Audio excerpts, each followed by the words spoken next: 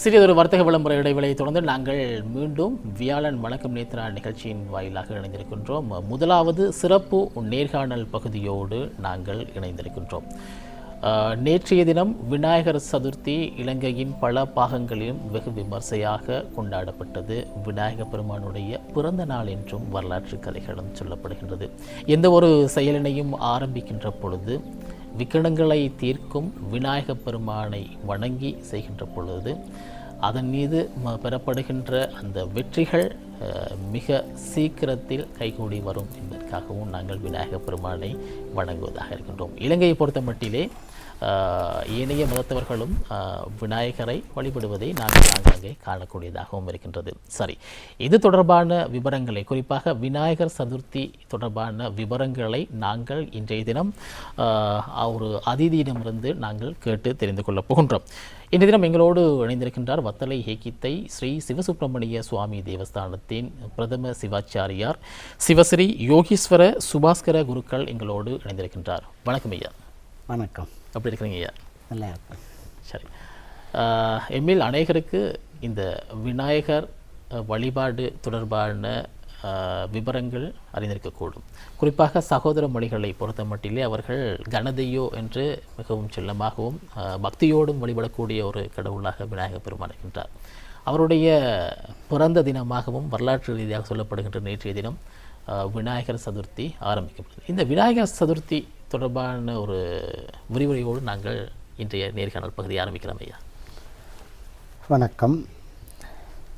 எல்லாம் வல்ல குலதெய்வ முருகப்பெருமான் இஷ்ட தெய்வங்களை வணங்கி கொண்டு நேற்றைய தினம் உலகளாவிய மக்களாலே கொண்டாடப்பட்ட விநாயகர் சதுர்த்தி பெருவிழா, விநாயகப் பெருமானுடைய உட்பவ தினம் என்று சொல்லப்படக்கூடிய அந்த தினம் நேற்றைய தினம் ஆவணி மாதத்து வளர்புரை சதுர்த்தி என்று சொல்லுவார்கள். அந்த சதுர்த்தி நன்னாளிலே எல்லாம் விக்கினங்களை தீர்க்கக்கூடிய விநாயகப் பெருமானை வழிபட்டு எல்லோரும் இன்புற்றிருக்கின்றார்கள். அந்த வகையிலே விநாயகப் பெருமான் கஜமுகாசுரனை அழிப்பதற்காகவும் அவருடைய ஆணவத்தை அடக்குவதற்காகவும் விநாயகப் பெருமான் அவதரித்தார். அதனாலே தான் அந்த ஆவணி மாதத்து சதுர்த்தியை நாங்கள் கொண்டாடி வருகின்றோம். இலங்கை திருநாட்டிலே சதுர்த்தியை நாங்கள் இங்கே விரதமாக கொண்டாடுகின்றோம். பாரத நாட்டிலே அதனை விழாவாக எல்லா மொழி பேசுகின்ற மக்களாலேயும் கொண்டாடப்படுகின்றது.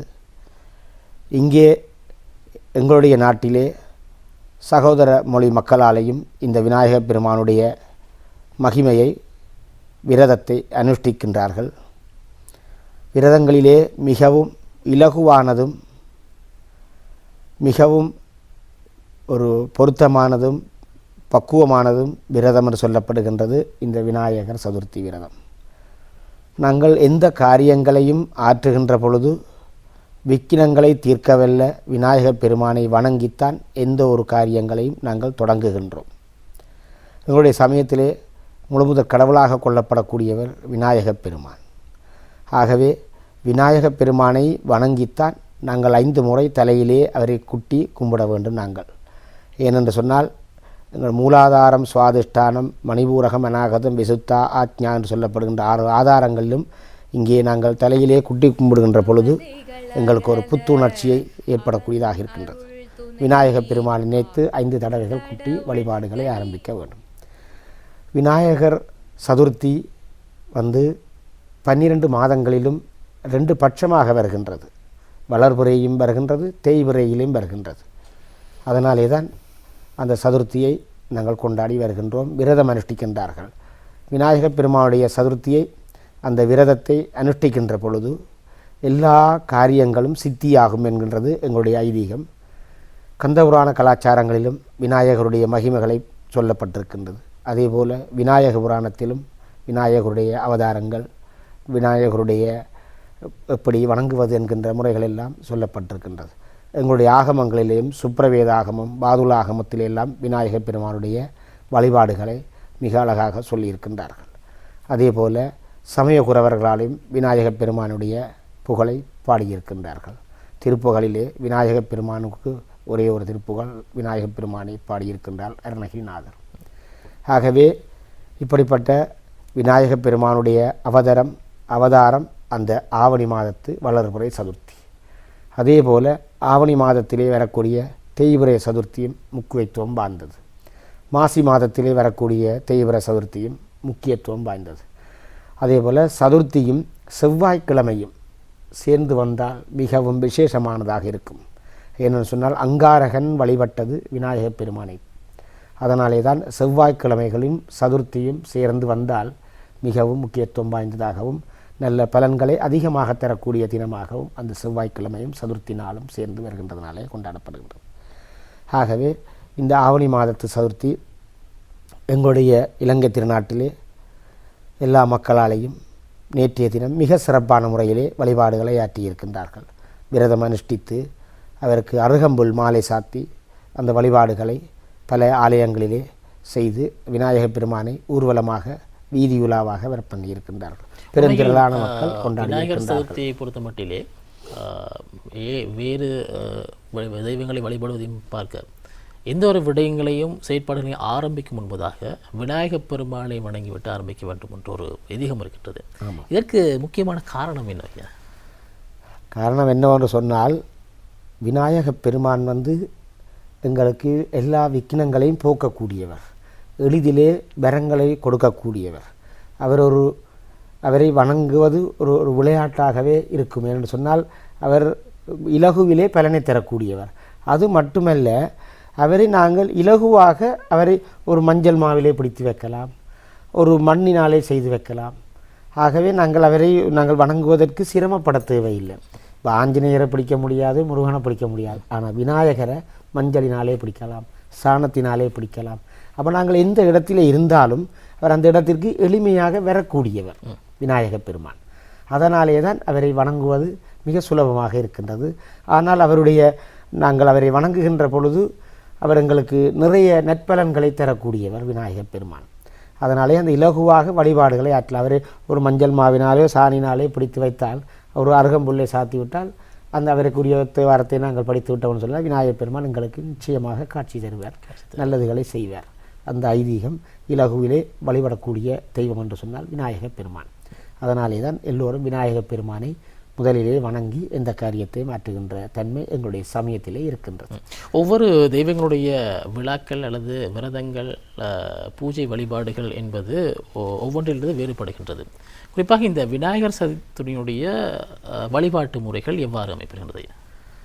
விநாயகருக்கு சதுர்த்தி மட்டுமல்ல, அவருக்கு சுக்கிரவாரம் ஒரு மிகுந்த நன்னாள். அதே போல் விநாயகர் பெருங்கதை விரதங்களிலே நீண்ட பெருங்கதை விரதம் தான் அந்த 21 தினங்கள். அதே போல் இந்த சதுர்த்தி சங்கடகர சதுர்த்தி, வளர்புரை சதுர்த்தி அதாவது ஒரு வழிபாடுகளிலே மிகவும் முக்கியத்துவம்னு சொன்னால் அவருக்குரிய அந்த சதுர்த்தி தினம் அது இன்றைக்கு நேற்றிலே தொன்று தொட்டே அந்த சதுர்த்தி விரதத்தை அனுஷ்டித்திருக்கின்றார்கள். பூலோகத்திலே சூத முனிவர் தான் அந்த வழிபாட்டை சொல்லிக் கொடுத்தவர். அவருக்கு கிருஷ்ணருக்கு உபதேசம் செய்து அந்த அர்ச்சுனருக்கெல்லாம் உபதேசம் சொல்கிற பொழுது பாண்டவர்கள் எல்லாம் அந்த வழிபாடுகளை ஆற்ற வேண்டும் என்று சொன்னால் கௌரவர்களினாலே பாண்டவர்களெல்லாம் அவமானப்பட்டு வனவாசம் சென்ற நிலையிலே ஒரு சூத முனிவர் தான் சொல்லியிருக்கின்றார், விநாயகப் பெருமானை நினைத்து அவருக்கு வரக்கூடிய சதுர்த்தியிலே விரதம் இருந்தால் உங்களுக்கெல்லாம் இழந்ததெல்லாம் திரும்பி பெறுவீர்கள், நற்பலன்கள் எல்லாம் நடக்கும் என்று சொல்லி அந்த சூத முனிவர் சொல்லியிருக்கின்றார். அதனாலே தான் அந்த வழிபாட்டை ஆரம்பித்தது பாண்டவர்கள். பாண்டவர்கள் அந்த விரதத்தை அனுஷ்டித்துத்தான் இழந்த அந்த நாட்டை பெற்றார்கள். அதேபோல் நலன் தமயந்தியை அடைந்தார், ராமன் சீதையை அடைந்தார். சீதையை தேடிச் சென்ற அனுமன் அங்கே சீதையை கண்டதும் இந்த விநாயகர் சதுர்த்தியிலே. ஆகவே இந்த விநாயகர் சதுர்த்தி நன்னாளிலே தான் பல விடயங்கள் நடந்திருக்கின்றது. அதனாலே தான் அந்த விநாயகருக்குரிய விரதத்திலே சதுர்த்தி விரதம் முக்கியத்துவம் வாய்ந்தது. குறிப்பாக நீங்கள் ஆரம்பத்தில் குறிப்பிட்டது போன்று உலகின் பல்வேறு நாடுகளிலும் கூட இந்த விநாயகர் சதுர்த்தியினை விழாவாக கொண்டாடப்படுவதும் கூட இருக்கின்றது. அதில் ஒரு அங்கமாக விநாயகர் திருவுருவங்களை நீரிலே கரைக்கின்ற ஒரு நிகழ்வும் இருக்கிறது. இது தொடர்பான விவரங்களையும் எங்கள் கருதாருங்கள். ஆமாம், ஏனென்று சொன்னால் விநாயகரை நாங்கள் எளிதிலே பிடித்து அவரை வழிபாடுகளை செய்துகின்றோம், பிரார்த்தனைகளை செய்து வடநாட்டிலே தான் கூடுதலாக இந்தியாவிலே தான் இந்த முறைகளை கைக்கொள்ளுகின்றார்கள். இலங்கையிலே பெரும்பாலும் இந்த முறைகள் இல்லை. அதுக்கும் தற்பொழுதுதான் இந்த முறைகள் இங்கே விநாயகப் பெருமானை விழாவாக செய்து அந்த 5 நாட்கள் வழிபாடுகளை ஆற்றிலே கடலிலே கரைக்கின்ற தன்மைகள் இலங்கை திருநாட்டிலே மிக அரிது. இந்தியாவிலே வடநாட்டிலே இதை கூடுதலாக பெரிய விழாவாக எல்லா மொழி பேசுகின்ற மக்களும் அதனை பெரும் விழாவாகவும் பெரிய திருவுருவங்களாக விநாயகப் பெருமானை செய்து மாலைகள் போட்டு வழிபாடுகளை ஆற்றியெல்லாம் செய்து அந்த விழா நிறைவு பெற்றதும் கடலிலே கொண்டே சேர்ப்பார்கள். ஏனென்று சொன்னால் அந்த விநாயகப் பெருமானை சங்கமிக்கின்றது நீரிலே அந்த பஞ்சபூதங்களிலே அதாவது பஞ்சபூதங்களிலே சங்கமிக்க வேண்டும் என்பதற்காக நீரிலே விநாயகப் பெருமானை செய்கின்றார்கள். அதனாலே தான் அந்த வழிபாடுகளுக்கு முக்கியத்துவம் வாய்ந்தது விநாயகப் பெருமானுடைய வழிபாடு. அவரை மண்ணினாலும் செய்து சாணத்தினாலும் செய்து திருவுருவங்களை செய்து வழிபாடுகளாற்றி 5 தினங்கள் 7 தினங்கள் வழிபாடுகளாற்றி அதை கொண்டு போய் ஆற்றிலே கரைக்கின்ற தன்மைகள் இருக்கின்றது. அதனாலே தான் அந்த வழிபாடு முக்கியத்துவம் வாய்ந்தது. உண்மையில் இந்த விநாயகர் வழிபாடு அல்லது இந்த விநாயகர் சதுர்த்தி தொடர்பான பூஜை வழிபாடுகள் வீடுகளுக்கும் பொதுவாக ஆலயங்களில் அனைவரும் கலந்து அந்த விழாவினை அல்லது விரத நாளினை கொண்டாடுவது என்று சிறப்பு. குறிப்பாக அந்த பூஜை வழிபாடுகளை பொறுத்த மட்டிலே வீட்டில் செய்வதற்கும் ஆலயங்களில் வந்து செய்வதற்குமான வேறுபாடுகளாக அடிப்படை வேறுபாடுகளாக நாங்கள் இவற்றிலே குறிப்பிடலாம் ஐயா. இதில் வழிபாடுகளிலே முறைகள் இருக்கின்றது. அதிலே வீடுகளிலே செய்பவர்கள் தங்களுடைய நலனை கருதி செய்வார்கள், ஆலயங்களிலே அதை பரார்த்தமாக செய்வார்கள். அதனாலே தான் ஆலயத்திலே எல்லா மக்களும் வழிபடுவார்கள். உலக நன்மைக்காகவும் பரார்த்தமாகவும் அந்த பூஜை வழிபாடுகளை செய்வார்கள். ஆனால் வீட்டிலே ஒவ்வொருவரும் தங்களுடைய நலன்களை கருத்திலே கொண்டு அந்த பூஜை வழிபாடுகளை செய்வார்கள். இதுதான் அடிப்படை வித்தியாசம். மற்றும்படி வீடுகளிலேயும் கும்பம் வைத்து விக்கிரகங்களுக்கு அபிஷேகம் செய்து அலங்காரம் செய்து பூஜைகள் செய்து பஜனைகள் பாடி வழிபாடுகளை செய்வார்கள். அவருக்கு பிடித்தமான நிவேதனங்கள் எல்லாம் படைத்து வழிபாடுகள் செய்வார்கள். அது வீட்டிலே. ஆலயத்திலேயும் அதற்குரியவர்களை கொண்டு அந்த பூஜை வழிபாடுகளை செய்வார்கள். அங்கே குருமார்கள் பிரசாதங்கள் வைத்து அபிஷேகங்கள் எல்லாம் செய்து அந்த வழிபாடுகள் செய்வார்கள். அது உலக நன்மைக்காக வேண்டி ஆலயங்களிலே நடைபெறுகின்றது. வீடுகளிலே தொழிற்சாலைகளிலே மற்றும் கல்விக்கூடங்களிலே எல்லாம் அவர்கள் குறிப்பிட்டவர்களுடைய நலன்களை பெற வேண்டும் என்பதற்காகவும் க்ஷேமமாக இருக்க வேண்டும் என்பதற்காகவும் அந்த வழிபாடுகளை செய்வார்கள். ஆலயத்திலே இது பரார்த்தமாக உலக நன்மைக்காக எல்லா மக்களும் எல்லோரும் இணைந்து அந்த வழிபாடுகளை ஆற்றுகின்ற தன்மைகள் காணப்படுகின்றது. அதுதான் இரண்டிற்கும் உள்ள வித்தியாசம். உண்மையில் விநாயகர் சதுர்த்தியின் முக்கியத்துவத்தினை பார்த்து விட்டோம், அதனது வழிபாட்டு முறைகளையும் பார்த்து விட்டோம், வீடுகளில் ஆலயங்களில் எவ்வாறு வேறுபடுகின்றது என்பது தொடர்பாக பார்த்து விட்டோம். இந்த விநாயகர் சதுர்த்தியினுடைய வழிபாட்டு முறையிலே என்னென்ன விடயங்களை வீடுகளில் மக்கள் தவிர்த்து கொள்ள வேண்டும்? மிக முக்கியமாக குறிப்பாக பல விடயங்கள் கேட்பார் போன்று இந்தந்த விடயங்கள் எல்லாம் செய்யலாம் என்று கூட சில விடயங்களை சேர்த்து கொள்கின்றார்கள். என்னென்ன விடயங்களை நாங்கள் குறிப்பாக தவிர்க்க வேண்டும் என்பதையும் உங்களிடம் கேட்டுக்கொள்கின்றோம் ஐயா. உண்மையிலேயே தவிர்க்க வேண்டிய விடயங்கள் எல்லாம் நிறையவே இருக்கின்றன. மக்களுக்கு உண்மையிலே அதன் ஒரு போதிக்கின்ற தன்மைகள் மிக குறைவு. சில பேர் அதனை அறிந்து செய்வார்கள், சில பேர் அறியாமல் செய்வார்கள். அறிந்து செய்கின்றவர்களுக்கு சரியான வழிகாட்டல் மூலமாக அந்த வழிபாடுகளை செய்ய வேண்டும். வீட்டிலே செய்கின்ற பொழுது முதல் உண்மையிலேயே சுத்த சைவமாக இருக்க வேண்டும். விநாயகர் வழிபாடு வருகின்றது என்று சொன்னால் கிட்டத்தட்ட ஒரு கிழமைக்காவது முன்னுக்கும் ஒரு கிழமைக்கு பின்னுக்கும் சுத்த சைவமாக இருந்து தான் அந்த வழிபாடுகளை ஆற்ற வேண்டும். அன்றைய தினத்திலே சுவாமி அறையை சுத்தம் செய்து வீட்டிலே சுத்தமாக இருந்து கொண்டு அலங்கரித்து செய்ய வேண்டும். பூஜை அறைகளெல்லாம் மிக அலங்காரமாக வைத்து அந்த வழிபாடுகளை ஆற்ற வேண்டும். தவிர்க்கப்பட வேண்டியது ஆசௌச நாட்களிலே அந்த பூஜை வழிபாடுகளை செய்யக்கூடாது. பெண்கள் மாதவிலக்கான நாட்களிலே அந்த வழிபாடுகளை செய்யக்கூடாது. சுகையினம் காரணமாக இருக்கின்றவர்களும் அந்த வழிபாடுகளை ஆற்ற முடியாது. ஆகவே தேக ஆரோக்கியங்களாக இருக்கின்றவர்களும் சுத்தபத்தமாக இருக்கின்றவர்களும் தான் அந்த வழிபாடுகளை நிச்சயமாக செய்ய வேண்டும். ஏனையவர்கள் மனதார நினைத்து வழிபாடுகள் செய்ய வேண்டுமே தவிர பூஜை அறைக்குள்ளே சென்று வழிபாடுகளை செய்வது அவ்வளவு உசிதமல்ல. நிச்சயமாக தீட்டுகளுடன் சுவாமி அறைக்குள் போகக்கூடாது. பெண்கள் மாதவிலக்காயினால் கூட 4 நாட்கள் சுவாமி அறைக்குள்ளேயே போகக்கூடாது. இன்றைக்கு அது பெரிய அரிதாக இருக்கின்றது. விஷயம் தெரியாமல் பல பேர் எல்லா இடமும் புழங்குவார்கள். ஆனால் அதனால் பாரதூரமான விளைவுகள் வந்ததுக்கு பிறகுதான் அறிய வேண்டும் என்று அவல்படுவார்கள். அதை முன்கூட்டியே அதில் தவிர்த்து கொள்ள வேண்டும் என்று சொன்னால் வழிபாடுகள் மிக புனிதமாகவும் பக்குவமாகவும் பக்திபூர்வமாகவும் ஆற்ற வேண்டும். வீடுகளிலே அதுதான் மிகவும் முக்கியத்துவம். அதாவது ஆசௌசம் என்று சொன்னால் தீட்டுடையவர்கள் தொடவே கூடாது. அடுத்தது ஒரு கிழமைக்கு முன்னதாகவே மச்சங்களை தவிர்க்க வேண்டும். சைவமாக சுத்த பூசண சைவ பூசணமாக இருந்தால் அந்த வழிபாடுகள் எல்லாம் செய்ய வேண்டும். பலகாரங்கள் எல்லாம் கடையிலே வாங்கி செய்யப்படாது, வீடுகளிலே தயாரித்து செய்ய வேண்டும். சில பேர் ஆர்டர் கொடுத்து கொண்டு போய் கடையில் எடுத்து வந்து வைப்பார்கள். அதெல்லாம் புனிதமானது அல்ல. விரதத்துக்குரியவர்கள் அது விரதமாக இருந்து அவர்கள் தோய்ந்து குளித்து விரதத்தோடு அந்த பலகாரங்களை செய்ய வேண்டும். விநாயகப் பெருமானை நினைத்து அந்த பலகாரங்களை செய்து படைத்து பூஜை செய்தால்தான் அதனுடைய பலன் தாற்பயமாக இருக்கும். ஆகவே அப்படியான வழிபாடுகளை புனிதத்தன்மையோடு செய்ய வேண்டும். ஆகவே தான் அதில் அப்படியானவற்றை செய்ய வேண்டும். தவிர்க்கப்பட வேண்டியவை நான் சொன்னது போல இவைகளை தவிர்த்து கொண்டு அந்த பூஜை வழிபாடுகளை செய்ய வேண்டும். செய்யலாம். வளர்ந்தவர்கள் முதல் சிறுவர்களுக்கும் மிகவும் பிடித்தமான கடவுள் என்று சொல்லுகின்ற பொழுது இந்த விநாயகனை நாங்கள் சொல்லுவார்கள். ஒவ்வொரு கடவுள்களுக்கும் பிடித்த நைவேத்தியங்கள் அப்படின்னு பார்க்கின்ற பொழுது ஒவ்வொன்றும் வித்தியாசப்படக்கூடியதாக இருக்கிறது. குறிப்பாக மாங்கனியை பொறுத்த மட்டிலே அது விநாயகனுக்குரியது என்றது நாம் அனைவரும் அறிந்ததொரு விடயம்தான். உலகத்தை முதலில் சுற்றி வந்து பெற்ற அந்த கனியை பெற்றவர் விநாயகப் பெருமான் என்பது நாங்கள் அறிந்த விடயம். அதே போன்று விநாயகருக்கு நாங்கள் படைக்கக்கூடிய நைவேத்தியங்களாக எவற்றினை நாங்கள் சொல்லலாம் ஐயா?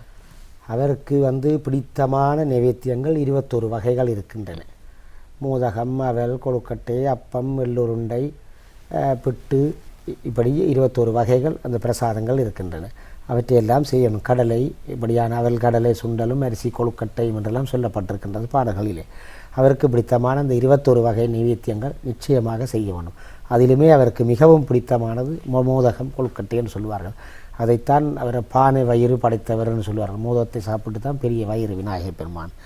ஆகவே அவருக்கு பிடித்த அந்த மோதகத்தை செய்தால் அவர் அதிலேயே சந்தோஷப்படுவார். மோதகத்திலே வைக்கப்படுகின்ற மூக்கு நாங்கள் அது தும்பிக்கையாக அதை பார்க்கின்றோம். ஆகவே தான் விநாயகப் பெருமானுக்கு மோதகத்திலே மூக்கு வைப்பார்கள். அழகாக இருக்கும்.